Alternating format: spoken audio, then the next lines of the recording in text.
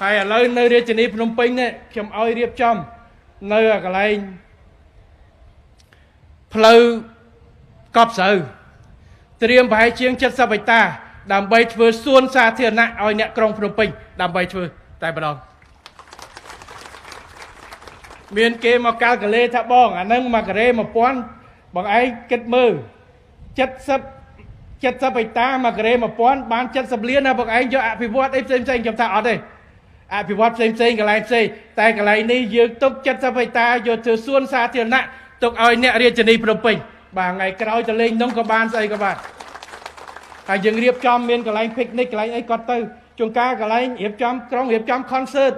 ថ្ងៃសៅរ៍ថ្ងៃអាទិត្យដូចនៅនេះមាននៅនោះទៀតចឹងរៀបចំសប្បាយឥឡូវឯកឧត្តមឃុងស្រេងកំពុងតែដាក់ដាំដើមឈើរាប់ពាន់ដើមឥឡូវនេះខ្ញុំថាបដោះទៅទីទៀតយើងនឹងរៀបឲ្យ